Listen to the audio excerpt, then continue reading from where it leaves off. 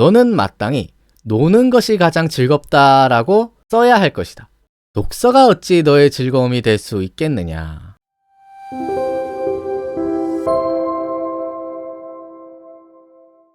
네, 우리가 지난 시간에 사도세자가 어린 시절에 공부하기 싫어하는 모습들과 또 그에 대해서 영조가 실망하면서 잔소리를 하는 장면들을 살펴봤는데요. 당시의 상황을 사도세자의 아내 해경궁은 이렇게 증언하고 있어요. 이러하실 즈음 아드님은 아버님이 두려워 원망하는 마음이 들고 또 아버님은 아들이 어떻게 자랄런고 혹 내 마음과 다를런가 생각하시더라. 그러니까 사도세자는 사도세자대로 아버지인 영조가 두렵고 원망스럽고 또 영조는 영조대로 제가 대체 어떻게 하려고 저러나 자기 뜻과 다른 모습을 보여주는 아들에 대해서 이런 실망과 당혹감을 이제 내비쳤다는 것이죠.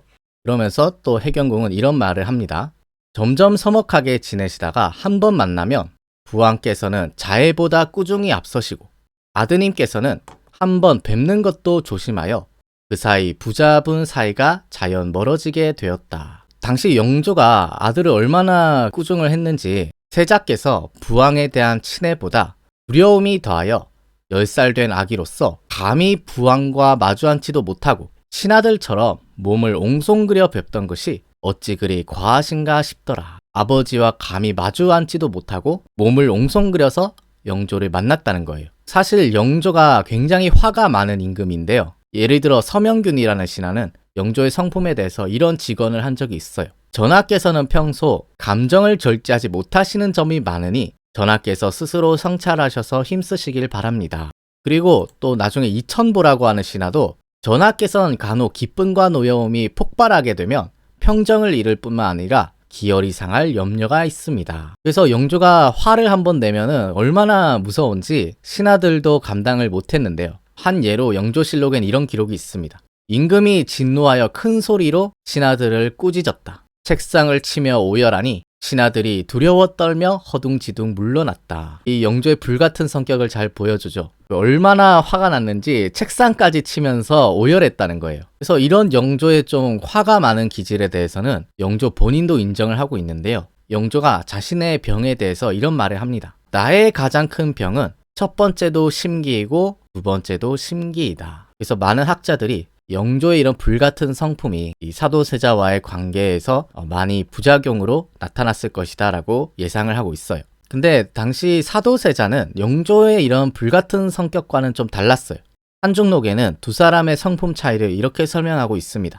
영조와 사도세자는 성품이 다르셨다. 영조께서는 꼼꼼하고 민첩한 성품이시고 세자께서는 과묵하고 행동이 날래지 못했다. 성품이 이처럼 다르시니 세자가 하는 일이 영조의 마음에 들지 않으시니라. 그러니까 영조는 좀 꼼꼼하고 세심하고 좀 예민하고 이런 성격 같은데 사도세자는 급한 거 없고 느긋하고 과묵하고 좀 행동도 둔하고 이랬던 것 같아요.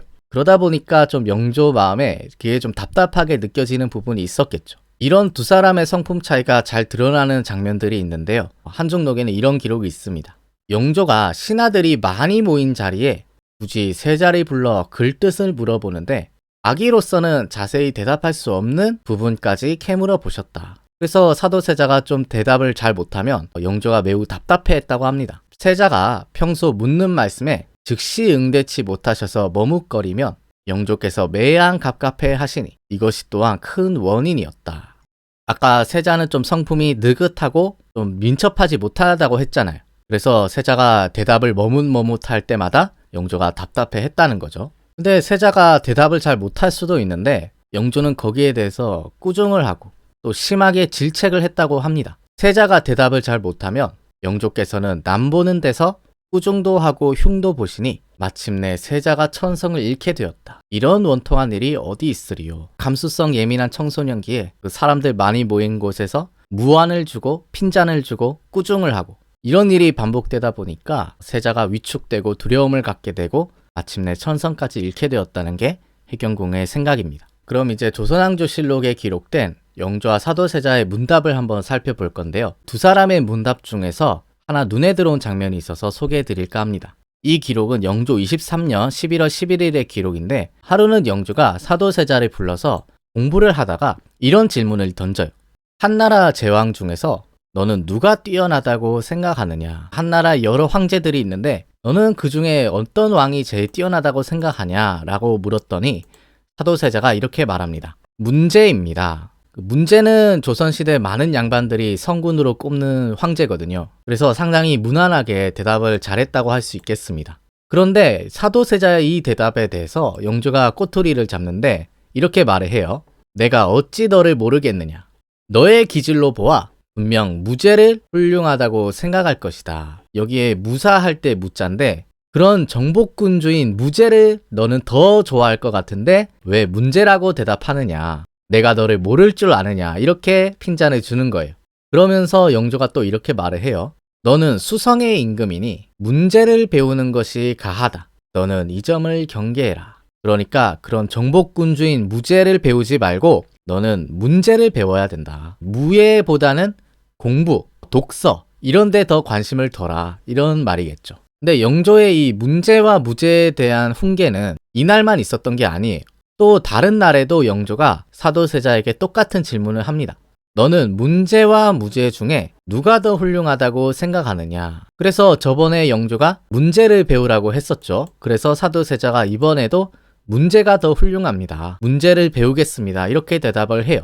근데 또 사도세자의 이런 대답에 대해서 영조가 또 핀잔을 줍니다. 영조가 이렇게 말을 해요. 이것은 나를 속이는 것이다. 너는 분명 무제를 통쾌하게 여길 것인데 어찌 문제를 훌륭하다고 하느냐. 그래서 영조가 왜 안 믿는지 이렇게 말을 해요.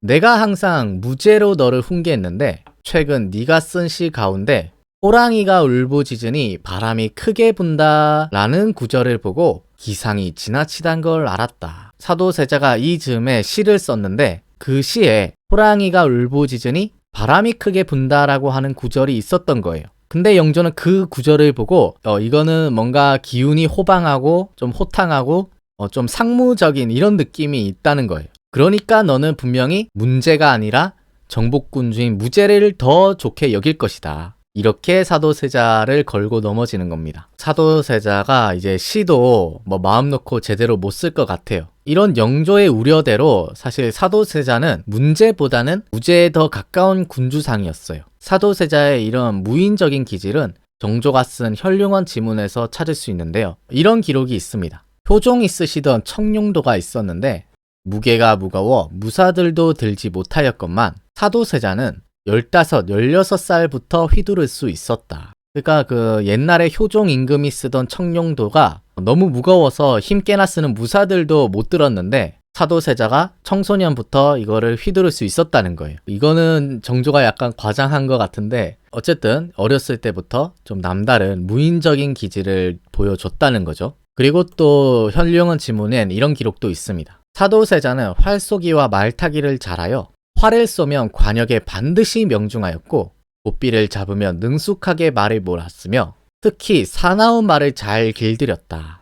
이런 대목은 해경궁의 기록에서도 찾을 수 있습니다. 영조가 거둥이라도 나가시면 그 틈에 창덕궁 후원으로 나가 활도 쏘고 말도 달리고 깃발을 세우고 창검을 가지고 노셨다. 그가 그 영조랑 같이 있을 때 사도세자가 얼마나 답답했겠어요. 그러니까 영조가 어디 나가면 이제 사도세자가 창덕궁 후원에 가서 말도 타고 활도 쏘고 이렇게 스트레스를 풀었다는 거죠. 아마 사도세자의 유일한 낙이 아니었을까. 그래서 사도세자의 이런 무예에 대한 관심은 무예 서적을 펴내는 대로 이어지는데요. 사도세자는 병법과 같은 서적을 즐겨 읽으셨고 군인들이 무예에 능숙하지 못함을 걱정하여 무예를 새로 만들어 책으로 편찬해 군영에 내려주어 훈련하게 했다. 그래서 사도세자가 나중에 자신이 직접 무예 훈련서를 만들게 되는데 나중에 정조가 아버지의 그 무예 훈련서를 이어받아서 무예도보 통지라고 하는 책으로 편찬을 합니다. 조선 무예를 집대성했다고 평가받는 책인데요. 그만큼 사도세자가 이 무예에 대해서는 정말 관심이 많았다고 할 수 있겠습니다.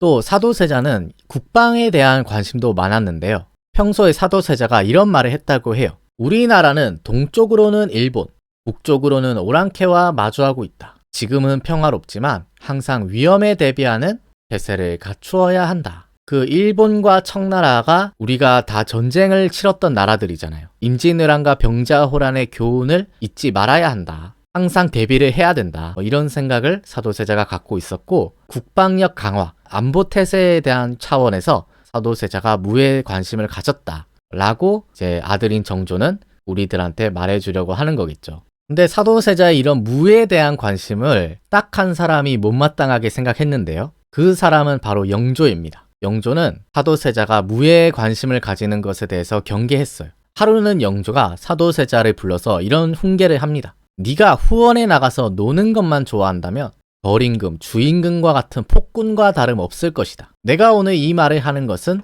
다 너를 위해서다. 그가 영조 눈에 후원에 나가서 뭐 말 타고 활 쏘고 하는 게 그냥 뭐 노는 걸로 보이는 거죠. 네가 그렇게 노는 것만 좋아하면 역사에 있었던 거림금, 주임금과 같은 폭군이 될 것이다. 너는 폭군의 길에 가려고 하느냐. 잘 새겨 들어라. 이렇게 강하게 훈계를 했습니다. 당시의 영조가 사도세자가 무에 관심을 갖는 것에 대해서 얼마나 경계했는지 또 이런 예를 통해서도 알 수 있는데요. 영조실록엔 이런 기록이 있습니다. 임금이 창덕궁 후원에서 활쏘기를 관람하고 무관들에게 친히 상을 내렸다. 신하들이 세자도 동석할 것을 청하니 임금이 책을 읽도록 하는 것이 좋겠다라고 하였다. 당시 창덕궁 후원에서는 무와 관련된 행사들이 많이 열렸어요. 묵과시험도 열리기도 하고 무관들의 활쏘기라든지 말타기를 감상하는 공연도 많이 열렸는데요. 그런 행사가 열릴 때마다 영조는 세자를 동석시키지 않았어요. 그래서 신하들이 세자도 동석하게 해주십시오. 세자도 구경을 시켜주십시오. 이렇게 요청을 하면은 영조가 뭐라고 했다는 거예요? 책을 읽도록 해라. 걔는 그냥 책이나 읽을 것이지 뭐 이런 말타기나 활쏘기를 보느냐. 지금 걔한테는 공부가 제일 중요하다. 근데 이 무인적인 기질이 있는 사도세자가 이런 행사에 얼마나 오고 싶었겠어요.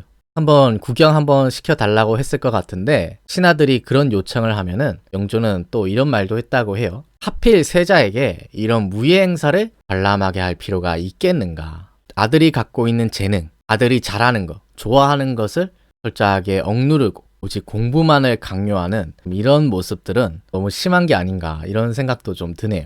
그리고 사도세자가 무에 대한 관심도 많았지만 상당히 예술가적인 기질도 있었던 것 같아요. 그런 면모를 잘 보여주는 게 바로 그림인데요.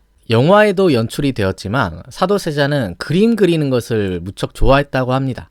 이런 면모를 해경궁이 증언하고 있는데 사도세자께서는 활쏘기, 칼쓰기, 기예를 능히 잘하시어 노는 것이 다 그런 것들이시더라. 또 그림 그리기로 날을 보내시고 기도나 주문, 잡서를 외우시니 이런 잡일에만 관심을 두니 어찌 강학 공부가 온전하리요. 참고로 영화에서 사도세자가 개를 그리는 것이 연출이 되었는데 실제로 사도세자가 그렸다고 하는 그림 중에서 개의 그림이 전해져 오기도 합니다.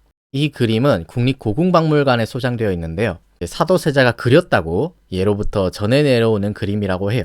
그리고 또 영화에서는 용을 그리는 장면도 연출되었는데 용도 사도세자가 실제 그렸던 그림입니다. 당시 용을 그리는 장면은 여러 기록에서 찾을 수 있는데요. 하루는 사도세자가 꿈에서 신령스러운 용이 여의주를 품고 침소로 들어오는 것을 봤는데 사도세자가 꿈에서 본 용을 그려서 벽면에 걸었다. 세자가 말하기를 귀한 아들을 낳을 징조다 하였다. 실제로 사도세자는 이 용 꿈을 꾸고 얼마 뒤에 정조를 낳습니다. 정조의 태몽이 용 꿈이에요. 그래서 이 영화에서 그려진 이 용 그림도 역사 기록을 근거해서 영화적으로 연출을 했던 것이에요. 근데 사도세자가 이렇게 그림 그리기로 날을 보내고 후원에 나가서 말 타고 활 쏘고 하는 이런 모습들이 이 아버지인 영조의 눈에 마음에 들었을까요? 영조 눈엔 당연히 이게 마음에 안 들었겠죠. 그래서 점차 두 사람의 사이가 서먹서먹해지게 됩니다. 당시의 상황을 해경궁은 이렇게 전하고 있어요.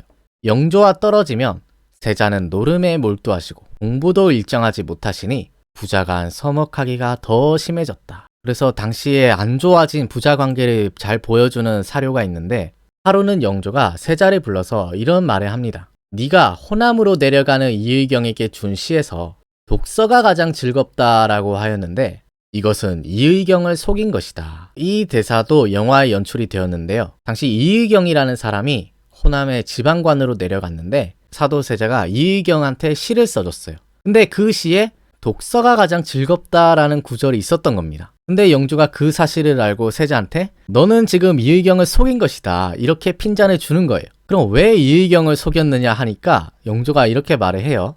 너는 마땅히 노는 것이 가장 즐겁다라고 써야 할 것이다. 독서가 어찌 너의 즐거움이 될 수 있겠느냐. 그러니까 너 노는 거 좋아하지 않느냐. 네가 무슨 독서를 좋아하느냐. 너는 이의경을 속였다. 이렇게 사도세자한테 뭐라 하는 거예요. 심지어 용조가 다른 날에도 세자를 불러서 이 사건을 가지고 또 뭐라 합니다. 너는 비단 이의경만 속인 것이 아니라 그 시를 읽게 될 호남 백성 전체를 속인 것이다. 사도세자가 시 한 번 잘못 썼다가 졸지에 호남 백성 전체를 속인 사람이 돼버렸어요. 사도세자가 무슨 죄인이 갑자기 돼버렸죠. 또 당시에 두 사람 사이가 나빠졌다는 것을 짐작할 수 있는 하나의 장면이 있는데요. 영화를 보신 분들은 영조가 세자의 말을 듣고 나서 그 세숫대야를 가져와서 귀를 씻는 장면을 보셨을 거예요. 이 영조가 귀를 씻는 장면이 참 특이한데요. 이런 장면은 옛날에 SBS 드라마 비밀의 문에서도 똑같이 연출이 된 적이 있습니다. 이런 장면들은 해경궁의 한중록에 근거한 것인데 한중록엔 이런 기록이 있습니다. 영조께서는 불길한 말을 들으면 귀를 씻으셨다. 세자께서 대답하면 그 자리에서 귀를 씻었다. 여러분들 이게 상상이 되시나요? 아버지가 그 자식의 말을 듣고 불길하다 하면서 보는 앞에서 귀를 씻어. 그때 자식이 무슨 마음이 들까요?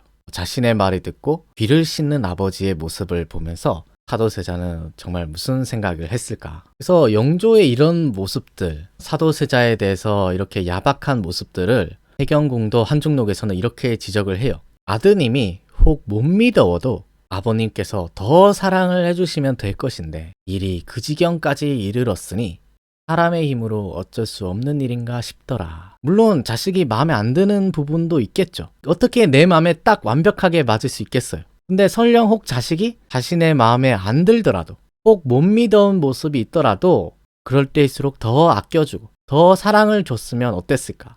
그렇게 했다면 일이 그 지경까지는 안 갔을 것인데 하는 게 해경궁의 안타까움이에요.